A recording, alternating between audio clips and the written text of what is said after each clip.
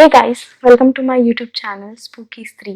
अगर यूट्यूब के एल्गोरिदम ने आपको मेरा ये वीडियो सजेस्ट किया है तो ट्रस्ट मी, मेरी और आपकी बहुत बनने वाली है, क्योंकि हम लोग यहाँ ढेर सारी बातें करने वाले हैं जो कि होगी क्राइम से रिलेटेड और हॉरर से रिलेटेड।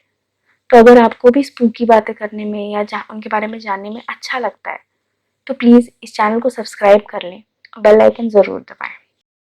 तो हमारा आज का ये जो वीडियो है ये इस चैनल का पहला वीडियो है और इस वीडियो में मैं 2 real life paranormal confession share करने वाली हूँ जो कि मैंने डार्क वेब से लिए हैं।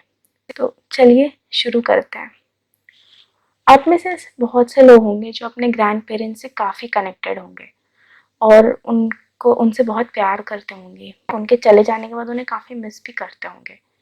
हमारी आज की जो पहली कहानी है, इनकी जो मेन कैरेक्टर है, उनके साथ भी ऐसा ही कुछ हुआ। वो अपने दादाजी से बहुत प्यार करती थी, लेकिन अचानक से उनकी दादाजी की डेथ हो गई और उसके बाद जो हुआ वो अब आप इस वीडियो में आगे जानेंगे। तो ये इंसिडेंट मेरे दादाजी की डेथ के अगली रात को हुआ था। बैक इन 2010 19 दिसंबर को मेरे दादाजी की डेथ हुई थी और हम लोग यानी कि मैं, मेरी मॉम, मेरे डैड और भाई उनके अंतिम संस्कार के लिए गांव गए थे। हमारे वहाँ पहुँचने के बाद दादाजी को अंतिम संस्कार के लिए ले जाया गया और मुझे आज तक अपने दादाजी का वो चेहरा याद है जब फिज़िकली मैंने उन्हें लास्ट बार देखा था और उन्हें देखते ही मैं फूट फूट कर रोने लगी थी। I was not able to digest कि अब दादाजी हमें छोड़कर जा चुके हैं। एक्चुअली मैं और मेरे दादू बहुत क्लोज थे and I loved him a lot, इसलिए I was missing him very badly. So ये बात अगली रात यानी कि 20 दिसंबर की है। वैसे तो बाहर ठंडी हवाएं बह ही रही थी बट हमारा घर कुछ ज़्यादा ही ठंडा हो रहा था। मैं, मेरा भाई और हम 3 कज़िन्स एक कमरे में सो रहे थे, पर मुझे बिल्कुल नींद नहीं आ रही थी। रात के करीब 12 या 1 बज रहे होंगे और उस वक्त मैं अपना चेहरा दबाकर लगातार रोए जा रही थी क्योंकि मुझे दादू की बहुत याद आ रही थी और उनका आखिरी चेहरा बार बार मेरे सामने आ रहा था। फिर पता नहीं मुझे क्या हुआ, बट ये एक बहुत ही स्ट्रॉन्ग सी फीलिंग थी जो मुझे दादू के कमरे तक ले गई। ऐसा था कि दादू इस कमरे में अकेले रहते थे और मेरी दादी 13 साल पहले ही गुजर चुकी थी। जब दादी की डेथ हुई थी तब मैं बहुत छोटी थी और मेरा भाई भी उस वक्त बहुत छोटा था। उस वक्त शायद मैं 4 साल की रही होंगी, इसलिए मुझे दादी के बारे में कुछ भी याद नहीं। पर दादू उन्हें बहुत मिस करते थे और वो हमेशा हमें ये कहते थे कि जब मैं अपना शरीर छोड़ दूँगा तब तुम्हारी दादी के पास फिर से रह पाऊँगा। तो हुआ यूँ कि मैं दादू के कमरे के बाहर खड़ी थी। मैंने दरवाज़ा खोला और अंदर गई। दादू का बेड बिल्कुल वैसे ही लगा था जैसे उन्हें पसंद था। मैं वहाँ जाकर बेड पर बैठ गई और मुझे बचपन से अब तक की सारी मेमोरीज़ याद आने लगी। पर जब मैं वहाँ बैठी थी तो मुझे अजीब सी मिट्टी और फूलों की स्मेल आ रही थी और अचानक से मुझे लगा कि पंखे पे कुछ लटका है। जब मैंने ऊपर देखा तो वो दादाजी का कुर्ता था जो उन्होंने अपनी डेथ के टाइम पे पहन रखा था। और फिर अचानक से कैबिनेट के अंदर रखे पुराने रेडियो से स्टैटिक आवाज़ें आने लगी जैसे कोई चैनल चेंज कर रहा हो। ये सबसे मैं इतनी डर गई कि चिल्लाते हुए हॉल की तरफ भागी और मैंने वहाँ हॉलवे में इससे भी भयानक चीज़ फील की और देखी। मैंने जो देखा उस पर मुझे आज तक यकीन नहीं होता है और ना ही कोई मुझ पर यकीन करता है। बस मेरे मॉम और डैड ही हैं जो थोड़ा बहुत मुझ पे विश्वास करते हैं। बट मैं जानती हूँ मैंने क्या देखा था। जब मैं हॉल में आई तो मैंने देखा कि दादू और दादी दोनों वहाँ ज़मीन पे बैठे थे और मेरी दादी ने नाइटी पहन रखी थी जो कि ब्राउन थी और उस पर ब्लैक फ्लावर्स बन रखे थे और दादू ने अपना आखिरी कुर्ता पहना था। दोनों बहुत ही ज़्यादा बूढ़े लग रहे थे और उनको काफ़ी अजीब सी झुर्रियाँ आई हुई थी और उनकी आंखें काफ़ी ज़्यादा काली लग रही थी। दोनों वहाँ ज़मीन पर बैठ के कुछ खा रहे थे और वो जो भी चीज़ थी बिल्कुल लाल खून से सनी हुई। फिर उन दोनों ने मुझे एक क्रीपी सा लुक देते हुए कहा, ये लो बेटा, तुम भी खाओ। ये कहते कहते दोनों मेरी तरफ क्रॉल करते हुए आने लगे और मैं इतनी ज़्यादा डर गई थी कि बस लगातार डर से चिल्लाए जा रही थी और उस मोमेंट में बिल्कुल फ्रीज सी हो गई थी। फिर 5 बजे सुबह मेरी आँख एक गाँव के क्लिनिक के बेड पे खुली। मेरी मॉम ने मुझे बताया कि कैसे मैं हॉल में पागलों की तरह चिल्ला चिल्ला कर बेहोश हो गई थी और पापा और चाचू मुझे यहाँ डॉक्टर के पास लेकर आए। डॉक्टर ने मुझे दवाइयाँ दी क्योंकि मेरी बीपी बहुत बढ़ चुकी थी और ऐसा इसलिए हुआ था क्योंकि मैं पागलों की तरह चिल्ला रही थी। फिर जब मैंने मम्मी को बताया तो उन्होंने मुझे शांत करने के लिए समझाया और कहा कि ऐसा कई बार होता है कि बूढ़े लोग जाने के बाद भी अपने बच्चों को देखने आते हैं कि उनके बच्चे कैसे हैं, क्योंकि वे उनसे बहुत प्यार करते हैं। और फिर मॉम ने मुझे बताया कि जब वो लोग मेरी आवाज़ सुनकर हॉल में आए तो उन्हें भी वहाँ किसी के होने का एहसास हुआ था। पर फिर जब तक हम लोग वहाँ रहे मैं कभी अकेले कमरे से बाहर नहीं गई। लेकिन एक सवाल था जो मैंने मॉम से गांव से वापस आने के बाद पूछा, क्योंकि मैं इस डिलेमा में थी कि क्या मैंने ये सब सच में देखा या फिर बस हेल्यूसिनेट कर रही थी। तो मैंने मॉम से पूछा कि जब दादी की डेथ हुई थी तब उन्होंने क्या पहन रखा था और उसका कलर क्या था। उन्होंने जो जवाब दिया उससे मेरे होश उड़ गए थे।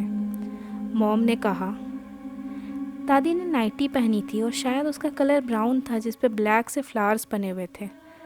और उन्होंने कहा कि उन्हें ये इतनी अच्छी तरह याद है क्योंकि उन्होंने उस नाइटी को दादी के सामान के साथ बॉक्स में बंद कर दिया था, पर उस बॉक्स की चाबी मॉम के ही पास थी। लेकिन 2 दिन बाद वो नाइटी मॉम को दादू और दादी के बेड पे मिली थी। इसके बाद तो मैं बिल्कुल ही ब्लैंक रह गई और मुझे 100% यकीन हो गया कि मैंने जो देखा था वो सच था और मैं बिल्कुल भी हेलुसिनेट नहीं कर रही थी। पर मुझे आज तक समझ नहीं आया कि वो इतने डरावने क्यों लग रहे थे और उतनी अजीब तरीके से क्या खा रहे थे। अगर आपके भी ऐसे कुछ पैरानॉर्मल या क्रीपी एक्सपीरियंसेस रहे हैं और आप मेरे साथ शेयर करना चाहते हैं तो मैंने अपना ईमेल आईडी नीचे डिस्क्रिप्शन में मेंशन कर दिया है। अगर आप मेरे साथ अपनी एक्सपीरियंसेस शेयर करते हैं तो मैं उन एक्सपीरियंसेस को आगे अपने चैनल के बाकी वीडियोस में ज़रूर डिस्कस करूँगी। Well, let's proceed to our next confession. तो ऐसा हमने कई बार सुना है कि हॉस्पिटल्स में जिन लोगों की डेथ हो जाती है उनकी आत्माएं वहीं पे ट्रैप हो जाती हैं और हॉस्पिटल्स कई बार हॉन्टेड भी होते हैं। बट क्या हो अगर आपका ही हॉस्पिटल रूम जिसमें आप एडमिट हो या आपका कोई रिलेटिव एडमिट हो उसमें ही कुछ क्रीपी इंसिडेंसेस होने लगे, तब आप क्या करेंगे? तो हमारा जो नेक्स्ट कन्फेशन है वो ऐसे ही एक इंसिडेंट से रिलेटेड है।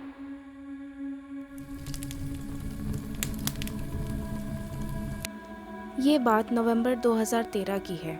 उस टाइम मेरी मॉम को डेंगू हो गया था और हमने उन्हें हॉस्पिटल में एडमिट कराया था। चूँकि मेरी मॉम उसी हॉस्पिटल में अच्छे पोस्ट पर थी तो इसलिए उन्हें प्राइवेट रूम का बेनिफिट दिया गया था। प्राइवेट रूम में एक बड़ा सा काउच, एक बेड जो कि पेशेंट के लिए हुआ करता था और एक प्राइवेट वॉशरूम था। ये प्राइवेट रूम्स का हॉलवे मोस्टली खाली ही होता था क्योंकि वहाँ काफ़ी कम लोग ही अफोर्ड कर पाते थे। और जिस दिन मेरी मॉम वहाँ एडमिट थी उस दिन प्राइवेट ब्लॉक के 8 रूम्स में से बस 2 ही बुक्ड थे। जिस दिन ये इंसिडेंट हुआ उस रात को मुझे मॉम के साथ ही हॉस्पिटल में रहना था, इसलिए मैं ऑफिस से सीधे हॉस्पिटल ही चली गई। जब मैं वहाँ पहुँची तो करीब 8 बज रहे होंगे और 1 घंटे बाद पापा भी वहाँ से निकल ही गए और मॉम भी डिनर कर कर सो गई। उसके 15-20 मिनट पहले ही नर्स ने भी रूटीन चेकअप कर ही लिया था, इसलिए मैंने सोचा कि सोने से पहले एक बार शावर ले लेती हूँ, क्योंकि ऑफिस और हॉस्पिटल दोनों के हेक्टिक शेड्यूल के बाद मैं भी बहुत थक चुकी थी। मुश्किल से मुझे 2 ही मिनट बीते होंगे शावर में कि किसी ने बहुत ज़ोर से बाथरूम के दरवाजे को नॉक किया। मैंने आवाज़ दी तो कोई रिस्पॉन्स नहीं था, तो मुझे लगा कि मुझे कोई वहम हुआ होगा। फिर कुछ देर बाद ही दूसरी बार किसी ने बहुत ज़ोर से 3 बार दरवाजे को नॉक किया, जिससे मैं अचानक डर गई और आवाज़ देकर कहा, बस 1 मिनट में आ रही हूँ। इस बार मुझे लगा कि कहीं कोई मेडिकल इमरजेंसी तो नहीं हो गई, इसलिए मैं खुद को जल्दी जल्दी सुखाकर कपड़े पहनने लगी ताकि बाहर आ सकूं। मैं बाहर आने के लिए दरवाज़ा खोलने ही वाली थी, तब फिर अचानक बहुत ही ज़ोरदार नॉक हुई बाथरूम के दरवाजे पे और मैं आवाज़ देते हुए बाहर आई। पर बाहर आकर मैंने देखा कि कोई भी नहीं था। और हाँ, और मेरी मॉम मुझे बहुत ही अजीब तरीके से देख रही हैं। फिर मॉम ने कहा कि क्या हुआ, तुम अंदर से चिल्ला क्यों रही थी? तुम्हारी आवाज़ सुनकर मेरी नींद खुल गई। ये सुनकर मुझे कुछ समझ नहीं आया कि मेरे साथ अभी क्या हुआ था, और मैंने उन्हें बताया कि कोई दरवाज़ा नॉक कर रहा था मॉम। चूँकि मेरी मॉम वहाँ पहले से काम करती थी, तो उन्होंने बताया कि यहाँ इस ब्लॉक में आए दिन नर्सेज ऐसी कंप्लेंट्स लेकर आती हैं, बट कभी कोई कुछ प्रूव नहीं कर पाया है, इसलिए मोस्टली इस इशू को हवेबाजी में ही उड़ा दिया जाता है। कुछ देर बातें करने के बाद मॉम फिर से सोने चली गई और मुझे भी काफ़ी थकान हो रही थी, तो मैं भी वहीं काउच पे सो गई।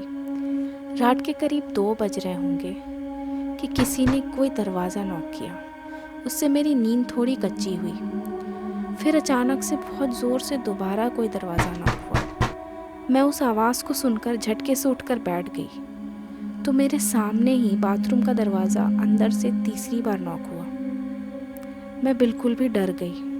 तभी अचानक बाथरूम के दरवाजे के नीचे से लाइट बाहर आई। किसी ने लाइट ऑन किया था। मुझे यकीन ही नहीं हो रहा था कि ऐसा कैसे हो सकता है, क्योंकि कमरे में बस मैं और मेरी मॉम ही थे और लाइट्स का स्विच बाथरूम के अंदर था। मैं ऊपर से नीचे तक कांप गई, पर कुछ कर नहीं सकती थी क्योंकि मॉम को उस वक्त सलाइन और ऑक्सीजन लगा था। बट मैं इतनी ज़्यादा डर गई थी कि 23 साल की होने के बावजूद मुझे हॉस्पिटल के रूल्स और इन्फेक्शन की कोई टेंशन नहीं हुई, और मैं उसी हॉस्पिटल बेड पे अपना चेहरा ढककर मॉम के बगल में सो गई।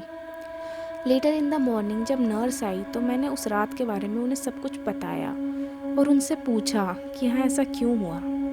तो उनका रिएक्शन बहुत ही नॉर्मल सा था, एज इफ़ वो इन चीज़ों से यूज टू हो चुकी है। और जाते जाते उन्होंने मुझे वार्न किया कि यहाँ इस प्राइवेट ब्लॉक में अगर कोई आपका नाम पुकारे और आपके आसपास कोई ना हो या कोई आपको आवाज़ लगाए, तो प्लीज़ उस आवाज़ का रिस्पॉन्स मत देना और कभी भी पीछे मुड़कर मत देखना।